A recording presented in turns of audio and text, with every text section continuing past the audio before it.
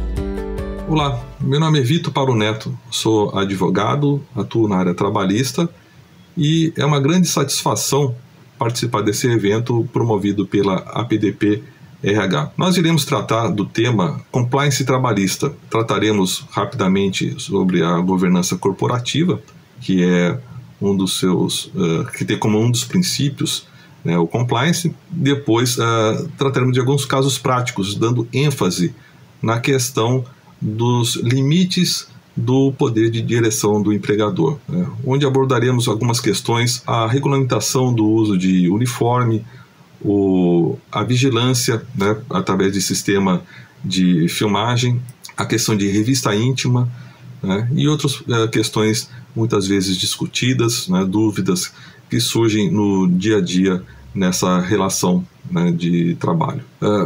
Antes de falar então do compliance, faz sentido nós tratarmos da questão da governança, por se tratar justamente de um dos princípios, né? O compliance é um dos princípios da governança, como a gente vai colocar logo adiante. A ideia, né, de governança corporativa, ela remete à implantação de um modelo de administração que tem a finalidade de otimizar né, o desempenho da empresa, né, e facilitar o capital, o acesso ao capital, naturalmente, porque se você tem, né, uma demonstração de práticas, né, regulares, benéficas e transparentes, isso vai dar segurança aos investidores. Então, o fim principal, nisso a gente entende que é esse.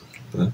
E com isso ela abrange, né, essa governança, o relacionamento entre sócios, o conselho de administração, órgãos públicos de fiscalização, empregados e demais interessados, os stakeholders, acionistas, né, pessoas externas. A governança corporativa, né, então, ela tem, a gente pode dizer como objetivo, né, instituir um modelo de gestão que vai, por meio do qual, né, as empresas voluntariamente elas passariam, né, a cumprir as regras e tomar decisões no interesse comum, né, de longo prazo da organização. Então não é apenas um interesse da presidência, quer dizer, ele tem toda uma questão dos seus principais diretores. Ela envolve todo um conjunto, né, de pessoas, né, que a gente pode dizer que se abrange até a sociedade, né? E com isso ela adota então medidas principalmente de transparência, sustentabilidade,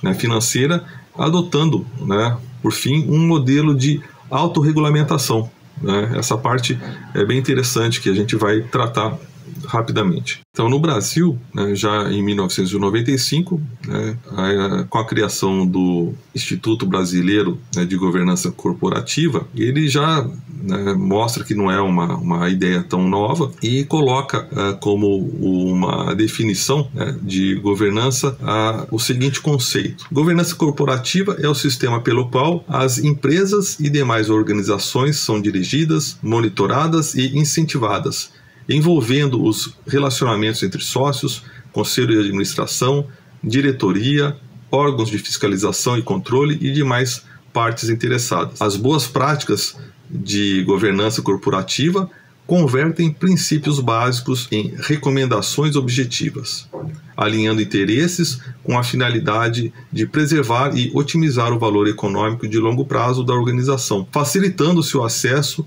a recursos e contribuindo para a qualidade de gestão da organização, sua longevidade e o bem comum. Então, nós vemos, né, esse princípio na década de 80, em 90 tivemos já a criação do Instituto Brasileiro de Governança Corporativa, a OCDE já em 99 também trouxe publicação, né, de novos documentos como os princípios de governança corporativa, né, que foi aperfeiçoado em 2004, quer dizer, que já vinha tratando desse tema justamente preocupado, né, com a questão da globalização, a transparência das empresas, para que pudessem, né, ter uma relação mais aberta e transparente, né, entre empresas e investidores, para finalidade, a gente pode dizer, de criar um ambiente mais seguro para os investidores, considerando que a globalização, o investimento de capital circulando, então empresas estrangeiras vêm para cá, investidores daqui poderiam, como o fazem, investir em empresas estrangeiras, o que daria essa segurança, né, e uma melhor situação para, digamos, um ambiente mais propício, né, para os negócios, é justamente se ter uma prática, né, com ética e transparência dentro dessas relações. Ainda dentro desse princípio, né, de começar a normatizar, a regulamentar, nós verificamos que depois dessas ideias principiológicas, né, de alguns documentos, de alguns compromissos, que seriam mesmo em termos de soft laws, né, chamadas, quer dizer, não são leis, né, ou normas estatais, mas sim princípios adotados que acabam criando um consenso daquele grupo. Nós tivemos no Brasil, como uma referência, já em 1998, a aprovação da Lei de Combate aos Crimes de Lavagem de Dinheiro, que é a Lei 9.613, e criou, né, o Conselho de Controle de Atividades Financeiras, o COAF, né, que se tem falado muito nos últimos tempos. Foi editada também a Resolução 2554, né, do Banco Central do Brasil, que passou a disciplinar a criação de estruturas e mecanismos de controles internos de riscos para instituições financeiras. Houve essa necessidade para justamente se criar uma segurança, né, para todos os participantes, né, no meio financeiro. Já em 2013, então, foi publicada a Lei 12.846, quer dizer, bem mais recente, denominada Lei de Combate à Corrupção ou Lei da Empresa Limpa, né, com a previsão de redução das sanções pecuniárias para empresas que passassem a adotar programas de integridade. Integridade a gente vai... é um termo que é usado mais pela questão das fraudes, mas ela pode ser utilizada também como sinônimo do compliance, né? Nós vamos tratar logo adiante, apenas só para fazer essa referência. Então serão levados, né, no artigo 7º dessa lei, ela fala assim: serão levados em consideração na aplicação de sanções. Inciso 8º, a existência de mecanismos e procedimentos internos de integridade, auditoria e incentivo à denúncia de irregularidades e a aplicação efetiva de códigos de ética e de conduta no âmbito da pessoa jurídica. Então vejam, a própria lei já havia uma previsão, né, e um estímulo, né, a boas práticas. Então já passa a ter aquela ideia inicialmente conceitual já como forma, né, e benefício legal, né, no caso quando se demonstra que houve a implantação, né, dessas normas, né, de uma governança, então até na aplicação da penalidade ela reduz, porque demonstra assim, a boa-fé da empresa, que ela buscou, né, trabalhar nesse sentido. Então, se houve algum desvio, então que se puna a pessoa, né, que provocou e não toda aquela instituição. Isso dá mais segurança também para o mercado, facilita, né, essa transparência também os negócios. No mesmo sentido, né, o decreto 8.420 de 2015, quer dizer, a gente já está em situação bem mais recente, regulamentou essa lei, né, a lei 12.846, e passa a dispor sobre o programa de integridade, estabelecendo com exaustão as ferramentas e mecanismos de programa de integridade. Então nós temos a definição, né, desse programa de integridade no artigo 41 do decreto 8.420 de 2015, que assim dispõe: para fins do disposto neste decreto, programa de integridade consiste no âmbito de uma pessoa jurídica no conjunto de mecanismos e procedimentos internos de integridade, auditoria e incentivo à denúncia de irregularidades e na aplicação efetiva de códigos de ética e de conduta, políticas e diretrizes com o objetivo de detectar e sanar desvios, fraudes, irregularidades e atos ilícitos praticados contra a administração pública nacional ou estrangeira. O parágrafo único, né, desse artigo 41 dispõe que o programa de integridade deve ser estruturado, aplicado e atualizado de acordo com as características e riscos atuais de cada atividade, cada pessoa jurídica, a qual, por sua vez, deve garantir o constante aprimoramento e adaptação do referido programa, visando garantir sua efetividade. Então notem que a governança corporativa dispõe, né, ou exige uma série de medidas, né, entre elas a de integridade, que é o compliance, que nós vamos tratar depois na esfera trabalhista. O que seria isso? E também a questão de auditoria, né, o controle de risco, quer dizer, uma série de fatores, né, que nós vamos verificar no princípio, né, como a prevenção de fraude, né, corrupção, né, qualquer questão nesse sentido, lavagem de dinheiro, e depois é trazido, né, como o que se tem falado atualmente, também para o âmbito trabalhista, que vai ser naturalmente o nosso foco. A governança corporativa, né, ela dispõe de 4 princípios fundamentais, que são a transparência, equidade, prestação de contas e conformidade, que em alguns casos é chamado de integridade ou também compliance. Bom, esses princípios, né, alguns são, o nome já pode ser deduzidos. Por exemplo, a transparência é o requisito de divulgação precisa e oportuna de todas as questões relevantes relacionadas à corporação, inclusive a situação financeira, desempenho, composição societária e governança da empresa, o que pode ser realizado por meio de um balanço social corporativo transmitido, né, ao mercado uma imagem de responsabilidade e confiabilidade. Quer dizer, é a ideia de não ter nada sendo escondido. Então, abre o balanço, né, os rendimentos, os ganhos, e o que é por isso que a gente se fala, né, a transparência, né, é um conceito que se pode já deduzir facilmente. A equidade, ela já se relaciona, né, a um princípio de governança corporativa que deve garantir o tratamento justo e isonômico entre todos os sócios e demais partes interessadas, inclusive os acionistas minoritários, que têm já previsão legal, mas dentro do princípio de governança isso deve ser realmente aplicado, né, esse princípio de equidade, incluindo, né, como eu já disse, os minoritários e estrangeiros, não fazendo qualquer distinção, e levando em consideração seus direitos, deveres, né, necessidades, interesses e também expectativas. Então, essa é a questão da equidade dentro desse princípio. Bom, o próximo princípio seria a prestação de contas, né, que a gente pode colocar como o dever, né, dos gestores cumprirem a obrigação de prestar contas de seus atos ligados à administração da sociedade, como medida de transparência e de comprometimento com os princípios institucionais a serem perseguidos.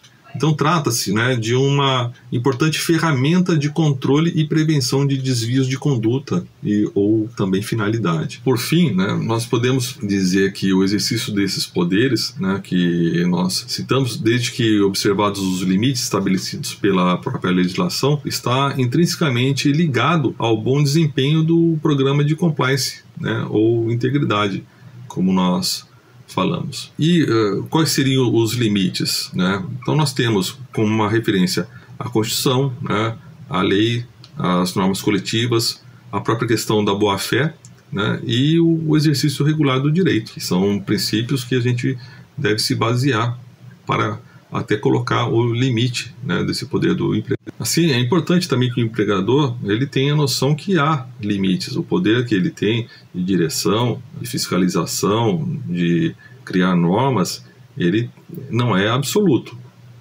Tem que ser baseado, né, dentro dos limites legais. Assim, nesse sentido, né, a gente poderia verificar. A empresa ela pode exigir um padrão de vestimenta, né, dos seus empregados. Segundo o artigo 456 da CLT, né, já inserido com a reforma trabalhista, né, pela lei 13.467 de 2017, diz assim: cabe ao empregador definir o padrão de vestimenta no meio ambiente laboral, sendo lícita a inclusão no uniforme de logomarcas da própria empresa ou de empresas parceiras e de outros itens de identificação relacionados à atividade desempenhada. Bom, antes da referida alteração legislativa, o TST possuía posicionamento de que a veiculação de propagandas comerciais de fornecedores da empresa nos uniformes,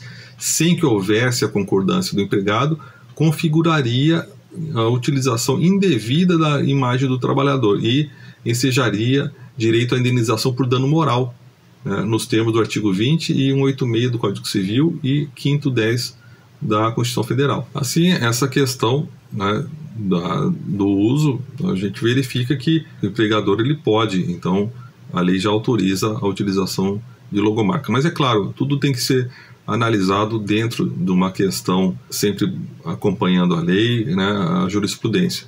Mas nesse caso já está classificada pela lei a autorização, né, quer dizer, a empresa ela pode determinar que o uniforme ele contenha, por exemplo, uma logomarca sem maiores prejuízos.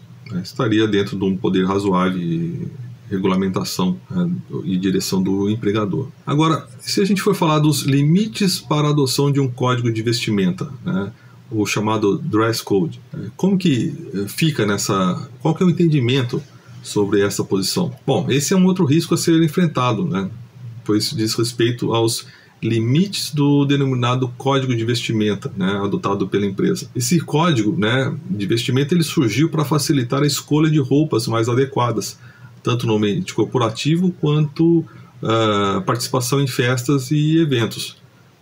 Normalmente no escritório de advocacia já se estabelece um padrão de vestimenta, os homens precisam ir de terno e gravata, até porque é o padrão, né, que se exige para se comparecer ao fórum, né, em audiência, e as mulheres também têm os padrões de vestimenta, e muitas vezes nem chega a ser escrito, porque no caso específico da advocacia é um ramo que já é praxe, né, essa utilização.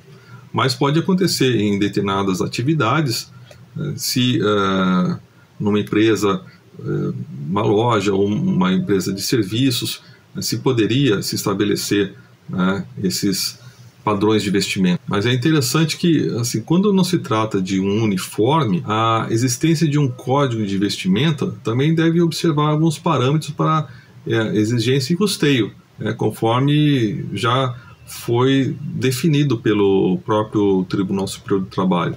Então destacamos aqui uma decisão, né, em que o tribunal define nos seguintes termos: não há dúvida de que o estabelecimento do dress code, né, ou código de vestimenta, se insere no poder diretivo do empregador de conduzir sua atividade da forma que melhor lhe aprouver, conforme disposto no artigo 2º da CLT. Tal direito, contudo, ele deve ser exercido em observância aos princípios da razoabilidade e proporcionalidade e em respeito à dignidade do empregado. Assim, entende-se que, na sua definição, o empregador deve observar, primeiro, a razoabilidade da exigência em si, materializada na compatibilidade da vestimenta com a função exercida, critério que varia de acordo com os costumes da profissão, tempo, lugar e demais circunstâncias do caso concreto. Depois também, em se tratando de peças de vestuário de uso não comum no dia a dia, a proporcionalidade entre o seu custo e a remuneração do empregado, de modo que os valores dispendidos, né, não representem um comprometimento significativo de seu salário, a caracterizar a transferência ilegal dos riscos do negócio. Então, se é uma empresa, por exemplo, uma loja de material esportivo, né, então exige que a pessoa se vista com determinada roupa, né, de determinada marca. Se é uma marca cara, né, incompatível com o salário, quer dizer, não se pode, né, cobrar do empregado, né, a vestimenta, a não ser que a empresa ela também contribua e passa a ser como se fosse um uniforme. Então, nesse caso, o Tribunal Superior do Trabalho ele já caracterizou que a análise, né, ela deve ser casuística. Então, deve ser feita caso a caso para a identificação dessa questão da viabilidade, da razoabilidade, né, dessas exigências. Então, é possível sim, né, mas determinadas cautelas. É claro que, além dessas questões já apontadas pelo próprio TST, a empresa não pode exigir a utilização de trajes vexatórios, tais como roupas sensuais, né, que possam macular a dignidade do trabalhador. São questões que têm que ser verificadas. Quanto ao item 5.13 do anexo 2 da NR 17, que em relação aos operadores de teleatendimento, é vedada a utilização, né, de método que cause assédio moral, medo ou constrangimento, tais como a exigência de que os trabalhadores usem de forma permanente ou temporária adereço, acessórios, fantasias e vestimentas com objetivo de punição, promoção e propaganda.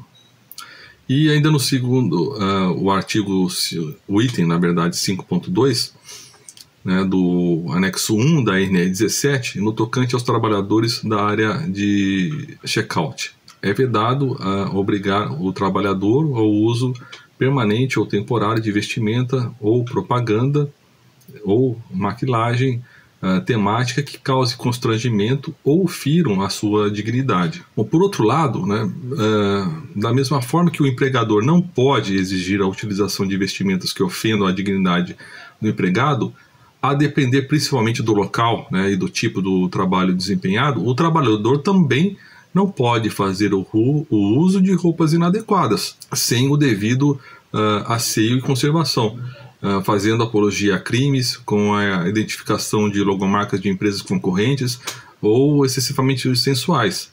Quer dizer, é uma via de mão dupla. Não pode se exigir, mas também que cause constrangimento, mas também se o trabalhador, né, ele usar uma vestimenta que possa causar algum constrangimento aos colegas, ao grupo ou à própria imagem da empresa, também isso pode ser vedado. Para que sejam evitados problemas, né, então o ideal é que sejam estabelecidos critérios, né, com a indicação de padrões ideais e vestimentas inadequadas com base no poder regulamentar do empregador.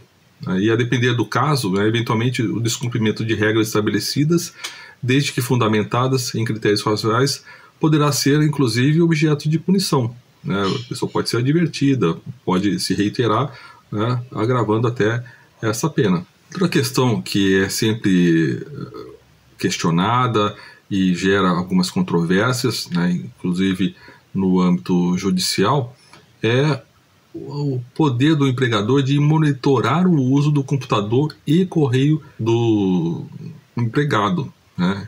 Poderia ir? Bom, não há dúvida, né, que estamos vivendo um momento de alta capacidade, digamos, de digitalização, né, dos meios de trabalho, meios virtuais, meios eletrônicos, e também, ao mesmo tempo, são criados vários mecanismos de controle, como softwares, e que possibilitam, né, a vigilância até com a geolocalização do empregado. E, aliado a isso, tivemos recentemente a aprovação da Lei Geral de Proteção de Dados, que já está em vigor no país, e onde surge uma preocupação sobre o armazenamento e o tratamento de dados recebidos, né, dos empregados em razão do vínculo empregatício, porque a empresa ela tem a responsabilidade, né, perante o seu público interno e também perante terceiros. Qual o uso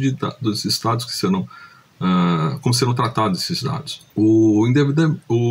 Podemos dizer que o encaminhamento indevido, né, de uma correspondência eletrônica, por exemplo, destinada à empresa, sem a devida autorização, poderia causar relevantes prejuízos à reputação da empresa, sem prejuízo ainda de possível infração da LGPD, né? Então, nesse contexto, né, sob viés de integridade e compliance trabalhista, né, podemos ressaltar que a importância do desenvolvimento de políticas de uso e controle tecnológico das informações com a devida regulamentação.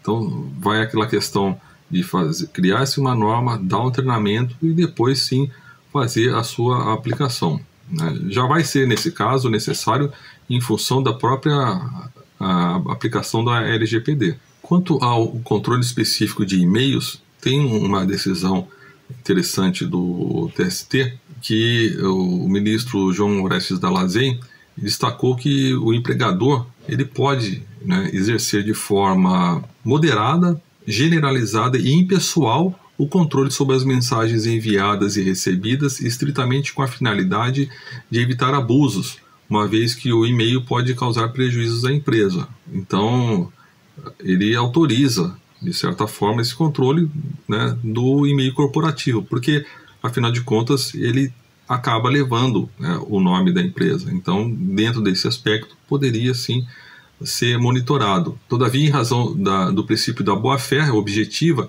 e para não gerar, né, expectativa de invasão de privacidade, é salutar que o empregador, desde a admissão do empregado, comunique a possibilidade de monitoramento e a vedação de utilização para fins particulares, com a regulamentação sobre a utilização, né, formas de controle e fiscalização. Então, é um fator importante que já se tenha isso regulamentado para depois não surgir essa discussão, pois a gente verifica que eventual excesso, né, por parte do empregador pode retirar inclusive a validade dos elementos probatórios obtidos antes de poder ser possível, né, passível de reclamação por prejuízo de ordem moral, por violação dos direitos fundamentais do trabalhador. Por outro lado, eventuais abusos cometidos pelo trabalhador, desde que a prova tenha sido obtida por meios ilícitos, aliás, ela pode ser devidamente penalizada. Nesse aspecto, tem alguns julgados, né, que inclusive autoriza a dispensa por justa causa por mau procedimento pelo uso indevido do e-mail corporativo. É possível o controle da vida extralaboral do empregado nas redes sociais e grupos de WhatsApp? Essa é uma questão bastante atual e volta e meia a gente se depara com discussões, né, e questões de repercussão, né, de postagens, né, na vida privada que acabam afetando a questão. Bom, frequentemente, né, temos notícias envolvendo a relação entre empregados e empregadores, né, referentes a notícias postadas em redes sociais. Não há dúvida que, agindo, né, em compliance, as empresas, bom, quanto a essa questão, não há dúvida que as empresas, né, voltadas com um programa de compliance, elas devem orientar os seus empregados quanto à utilização, né, e os riscos de postagens indevidas, né, inclusive no caso de exposição, né, do nome, da imagem da própria empresa. Então, assim, é importante a criação, né, de treinamentos e manuais de boas práticas em redes sociais, desestimulando, né, a prática de ilícitos penais ou civis. A gente verifica, às vezes, a pessoa que ela é identificada com uma determinada corporação, seja porque ela está vestida ou porque usa um instrumento pessoal, aliás, um instrumento profissional, através de uma rede profissional.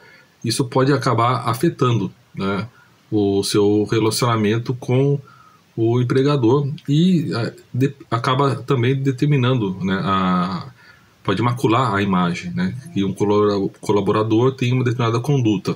É claro que não se está tratando de uma indevida intromissão na liberdade de manifestação e do pensamento dos empregados, né, o que é assegurado pela Constituição Federal. Mas é relevante, né, que se diferencie o empregado que esteja em vida privada completamente distinta do trabalho daquele que faça em serviço, atividade que conecte com a atividade e a imagem da empresa. Então, se o empregado, por exemplo, realizar a exposição indevida da empresa em redes sociais ou falar em seu nome sem a devida autorização, né, ele poderá sofrer, sim, sanções, desde que observados os critérios de razoabilidade.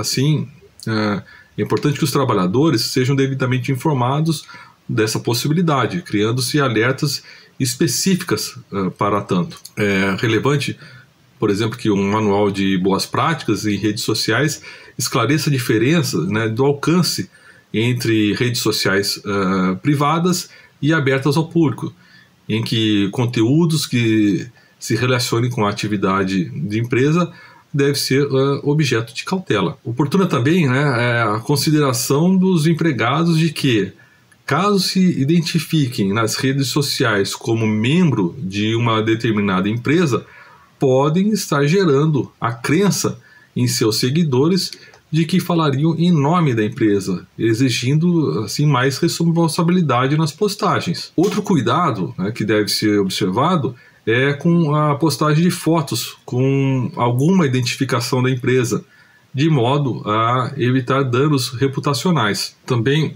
é conveniente delimitar a possibilidade ou não de postagem de foto no ambiente do trabalho e a orientação de que, se a foto envolver outras pessoas, essas devem consentir com a sua utilização. Tem empresas que já determinam a proibição de fotos internas, até por questão de segurança, né? E é legítimo, né, nesse caso, mesmo se tratando de redes particulares de WhatsApp ou outro tipo de rede social. Agora, outra questão é se deve existir regulamentação para o uso, né, de grupos de aplicativo e de troca de mensagens pelos funcionários. O desenvolvimento da tecnologia também permite a utilização de novos meios de comunicação, ainda que não tenham sido desenvolvidos para o âmbito da relação, né, empregatícia, no âmbito do trabalho, acabam sendo utilizados nesse meio, né? Então demanda uma especial atenção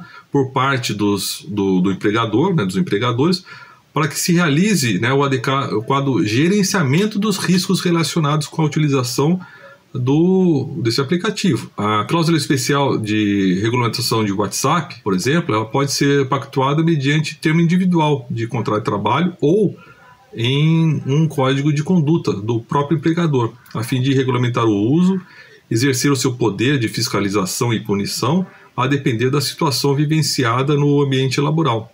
E assim, naturalmente, prevenir danos. Esse aplicativo, né, o WhatsApp ou similares, ele vem sendo utilizado no ambiente corporativo sem a devida orientação, o que atrai um risco enorme, já que algumas estatísticas revelam que mais de 90% da população participa de grupos de colegas de trabalho e que 46% já tiveram acesso a informações sigilosas compartilhadas indevidamente. Então vejam aí o risco em que se está correndo. Assim, uma regulamentação também é fundamental, porque o empregador ela é responsável pelos atos de seus prepostos e empregados, e são muitas as hipóteses, né, fáticas de danos que podem ocorrer. Então, há inclusive algumas decisões nesse sentido, que sobre indenização de dano moral, né, devida a grupo de WhatsApp utilizado para o trabalho com conteúdo ofensivo. Há, por exemplo, né, a indenização por dano moral devido ao grupo de WhatsApp utilizado para o trabalho, né, com conteúdo ofensivo. Então acaba repercutindo em problema para a empresa. Porque outra questão, né, que pode ser colocada é, por exemplo, um superior hierárquico, né, ele acaba criando um grupo de trabalho com vistas a repassar ordens de serviço para os seus subordinados, né? Até aí, isso é uma situação normal. Agora, imagine também que determinado empregado tenha finalizado a sua jornada de trabalho às 8 horas, que em virtude da mensagem encaminhada pelo gerente, pelo seu superior, pelo aplicativo, ele tenha que redigir um relatório durante o seu período de intervalo interjornada. Então, nesse caso, o empregador poderá vir a ser responsabilizado pelo pagamento de horas extras correspondente ao período de supressão, né, do mencionado intervalo. Então, o acionamento, né, de mensagem fora do expediente, ele pode ser considerado como atividade de trabalho e, por consequência, horas extras podem ser atribuídas. Então, muita cautela, né, deve ser tomada quanto a isso. E é interessante que se crie, então, normas até para o uso. Há notícias que grandes empresas teriam proibido, né, o uso do celular corporativo, o envio de e-mails, né, e mensagens, né, por qualquer outro aplicativo fora do horário de expediente, justamente com a finalidade de prevenir qualquer discussão, né, quanto à eventual hora extra. Outra questão também que deve se tomar cautela quanto a esse grupo, né, de WhatsApp corporativo quanto ao cuidado, né, de uma situação em que um dos funcionários acaba colocando material, né, indevido, que pode ser de cunho adulto ou racista ou qualquer outra modalidade que venha causar constrangimento ou ofender, né, algum outro funcionário da empresa. Nesse caso, tanto o empregado quanto o empregador, né, o empregado que possui quanto o empregador, eles terão responsabilidades pela violação da intimidade. Por exemplo, se tiver alguma situação, né, em que dentro desse grupo um colega ele coloque imagens, uma situação constrangedora de outro colega ou com conteúdo adulto envolvendo outro funcionário. Então, nesse caso, tanto o empregado quanto o empregador eles serão responsabilizados pela violação da intimidade.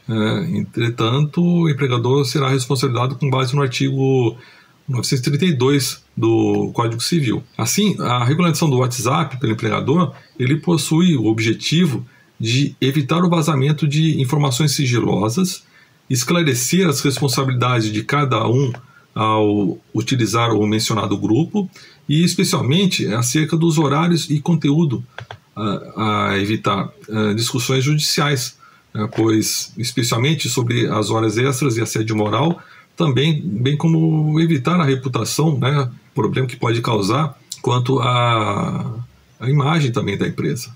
Então é interessante que se crie, né, nesse sentido, um tipo de regulamentação desse uso, principalmente no meio corporativo. Assim, dentro da ideia do compliance, seria fundamental também uma previsão, né, com normas internas, com orientações, né, de preferência por escrito, de que os grupos oficiais são apenas aqueles criados pelos gestores da empresa, sendo vedada a criação de grupos de trabalho sem o consentimento da empresa. E também é importante salientar que essa proibição seria para a criação de grupos de discussão de assuntos relacionados ao trabalho, sendo legítimo que funcionários criem grupos para congraçamento pessoal por estarem inscritos na órbita da vida privada. Isso aí não teria problema. Só que ao permitir apenas grupos oficiais, a empresa, por um lado, ele consegue obter um melhor controle de conteúdos inapropriados. E vale também destacar que seria algo interessante a criação de grupo na modalidade de mural de recados, do qual só o administrador pode enviar as mensagens, né? E se utilizado como ferramenta de trabalho, também a gente pode dizer que é razoável a fixação de algumas diretrizes, né, a seus empregados e gestores. Isso é bastante importante. Por exemplo, proibição de compartilhamento de mensagens sem a devida autorização dos responsáveis, a fixação de responsabilidade de cada um ao utilizar o grupo, especialmente acerca dos horários, né, e conteúdos. Importante destacar que as mensagens somente sejam respondidas ou enviadas durante a jornada de trabalho ou indicando a desnecessidade de fazer fora do horário de trabalho. Isso é para prevenir a questão de horas extras. Também evitar discussões que possam prejudicar a reputação, a imagem da empresa ou de seus empregados. Pois, além disso, o uso excessivo de linguagem, né, e formas de cobrança pode caracterizar assédio moral, passível de reparação. Até mesmo com o uso daqueles emojis, né, ou stickers, que é muito atual, né? Isso também pode ser proibido pela multiplicidade de interpretações que podem gerar. Também outra questão seria interessante a fixação da possibilidade de monitoramento e punição em razão de práticas de desconformidade com a regulamentação e com a legislação. A fiscalização, né, seria no próprio grupo, apenas como legítima a fiscalização de aparelho, caso este tenha sido fornecido pela empresa como ferramenta exclusiva de trabalho. Também é interessante uma previsão de que o empregado se obriga a sair do grupo durante o período de férias e, em caso de ruptura contratual, sujeitando-se à exclusão caso não o faça.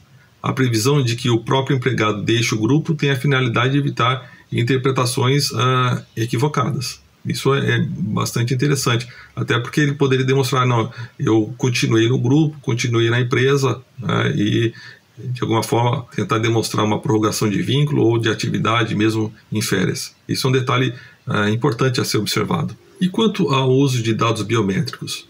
A partir de 2009, com a portaria do Ministério do Trabalho, algumas empresas passaram a utilizar o registro biométrico de seus funcionários. Também pode ser utilizado para outras formas de controle de acesso e segurança da empresa. Então, o registro pode ser feito com dados de impressão digital, da íris, da face ou mesmo da voz. Vale destacar que, com a LGPD, passou-se a ter um controle sobre todos os dados, inclusive esses biométricos. Assim, a LGPD ela regula, né, as situações falando que o tratamento dos dados pessoais sensíveis somente poderá ocorrer quando o titular ou responsável legal consentir de forma específica e destacada para finalidades também específicas. Então é interessante que se coloque, né, adotando esse sistema de cadastro biométrico, também se pegue a autorização. Mas é claro que a própria lei também ela faz a exceção, né, que quando o tratamento poderá ocorrer sem o consentimento do titular nas hipóteses, né, de garantia da prevenção à fraude, a segurança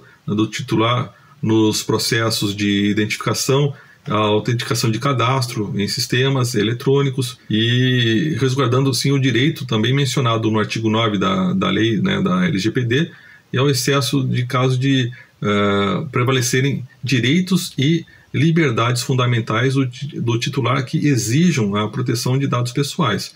Então, há exceções. Mas é interessante sempre que haja, né, um equilíbrio, né, nesse contato, e no colhimento desses dados. E, assim, mesmo nessas hipóteses excepcionais que a gente está mencionando, é importante que não existam abusos, né, sendo que os dados deverão ser utilizados com a finalidade estrita para os quais foram colhidos, né? Assim como a criação de mecanismos para o tratamento de proteção sob pena de violação da Lei Geral de Proteção de Dados. Ou seja, dados biométricos, conclusão, são permitidos, mas devem ser feitos com a devida cautela, né, para os estritos fins a que forem, né, realizados inicialmente. Bom, e quanto à questão do vídeo monitoramento? Bom, ou mesmo gravação sonora. Essa é uma questão que volta e meia surge discussões, porque entra num limite, né, de dois direitos, né? Um seria o direito de propriedade do empregador e outro seria o direito à imagem e privacidade do empregado. Então tem que se tomar cuidado porque pode se estabelecer uma linha tênue, né, entre os dois direitos. A utilização de equipamentos, né, de vídeo monitoramento e gravação no ambiente laboral, ele gera importante discussão, né, dentro desses limites. Já houve caso, por exemplo, de empresa, já participei, ser chamada para justificar junto ao sindicato, perante ao Ministério do Trabalho, porque havia sido instalado câmeras de monitoramento dentro da empresa. E aí estavam acusando de invasão de privacidade. O argumento na reunião foi que era uma questão de segurança. Havia uma linha de montagem e era uma empresa que tinha equipamentos chineses e com a câmera poderia se identificar lá fora sem a necessidade de deslocamento de técnicos para que pudesse eventualmente identificar a falha dentro da linha de produção. O sindicato, por sua vez, dizia que aquilo era uma forma irregular de monitoramento dos empregados, mas ficou-se um compromisso de não se estender, né, a áreas que não fossem estritamente necessárias, como não colocar em vestiários e outros pontos que pudessem causar constrangimento. Mas sim, deve ter sido observado sempre, né, essa questão, né, dos limites, né, aonde se pode colocar esse tipo de monitoramento. Os tribunais do trabalho, né, volta e meia recebem notificações, né, e discussões sobre dano moral, por exemplo, câmeras, né, instaladas em banheiro. Isso, é claro, extrapola o limite, como a gente já comentou. Há, no entanto, né, decisões que reconhecem, inclusive, a possibilidade de negociação coletiva para autorização de monitoramento em áreas de vestiário, desde que sejam reservadas algumas áreas livres para a troca de uniforme, sem monitoramento, cumprindo, né, destacar que o caso, né, bom, a questão do monitoramento, né, é uma questão que deve ser, dentro do princípio, né, do sistema de gestão de compliance, é recomendável que os empregados sejam informados antecipadamente, né, e de forma expressa sobre os locais e possibilidade de gravação, né, cumprindo-se o dever, né, de informação com a boa-fé objetiva. Então, tomando esse cuidado, né, de se falar, de não invadir a privacidade, não colocar câmeras e gravações em locais que possam constranger ou, de fato, invadir essa privacidade do empregado, é possível, sim, esse tipo de controle, mas também deve-se ter o cuidado de informar os locais onde serão monitorados e as consequências, os motivos por que estariam sendo colocados. Uma questão bastante interessante que às vezes surge é sobre a possibilidade de controle de relacionamentos afetivos entre empregados e demais integrantes da empresa. A gente tem visto bastante comum a proibição de relacionamentos por meio de código de conduta, notadamente em empresas de matriz estrangeira. Interessante que em 2014, o TST condenou o Walmart ao pagamento de indenização por danos morais pela proibição em norma interna de relacionamento entre empregados. Então tem já o julgado, em 2016 novamente se posicionou em outro recurso que chegou à corte. Então realmente isso aí ele fere aquele limite de atuação do empregador. A fundamentação se centra na extrapolação do poder diretivo por invadir a esfera de intimidade dos empregados. Pelas decisões, seria lícito a empresa normatizar o ambiente interno de trabalho, determinando que não se namore durante o expediente. Mas restrições da vida extralaboral não devem ser toleradas, a não ser que encontre uma justificativa excepcional. O caso da norma do Walmart, julgado pelo TST, foi uma das inspirações que levaram o jurista lusitano João Leal Amado a escrever o livro chamado Trabalhar e Amar. Interessante essa questão. Todavia, a questão pode ganhar contornos diferentes em se tratando de envolvimento entre pessoas com relações hierárquicas, em virtude de possibilidade de se enxergar preterições ou favorecimentos, afetando assim a imagem da empresa. Então, vejo que não é uma questão pacífica. Outra ressalva que pode ser feita está relacionada à necessidade de que os códigos de conduta da empresa de base no exterior passem sempre por uma filtragem cultural e constitucional do país, para que no qual ele esteja se expandindo. No dia 3 de novembro de 2019 foi publicado na web a disposição do principal executivo do McDonald's em virtude de relacionamento com uma funcionária. Então, outra ressalva que deve ser feita é quanto à necessidade de que códigos de conduta de empresa com base no exterior, elas sempre passem por uma filtragem cultural e constitucional do país para o qual ela está se expandindo. Porque há casos como, por exemplo, de publicação de a dispensa do principal executivo, por exemplo, do McDonald's, em virtude de relacionamento com uma funcionária. E isso a gente verifica, Bom, em que país isso ocorreu? Por fim, vamos tratar da questão da revista íntima e pessoal dos empregados.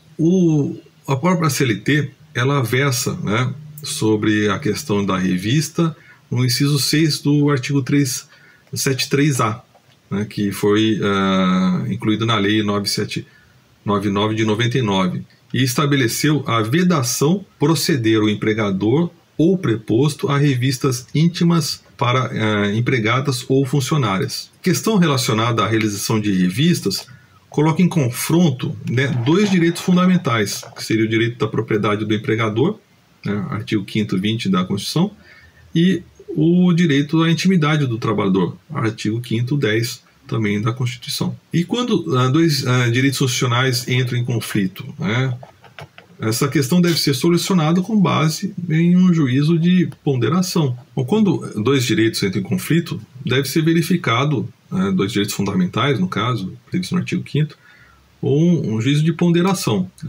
A nossa jurisprudência atual, ela tem se direcionado no sentido de permitir a realização de revistas pessoais no ambiente do trabalho como medida de preservação do patrimônio do empregador, desde que exercido nos estritos limites do direito a ser tutelado e sem a violação dos direitos fundamentais do empregado. Assim, a revista de bolsas e pertences, desde que não haja de forma discriminatória e a pessoa não precise, né, se despir, isso não significa, né, que seja vexatório. Assim como uma medida de compliance, devemos verificar que as revistas elas devem ser evitadas, sendo que o empregador ele pode valer-se de outros meios para a garantia do seu patrimônio, como, por exemplo, a utilização de ferramentas tecnológicas, né? Passa com um scanner, pode ter também controle, acesso de bolsas, por exemplo, deixa um armário em um determinado local fora, né, do acesso ao interno, bolsas e também outros pertences, né, do empregado, e de forma que você não restrinja, né, o acesso a materiais estranhos no interior da empresa. Agora, se, né,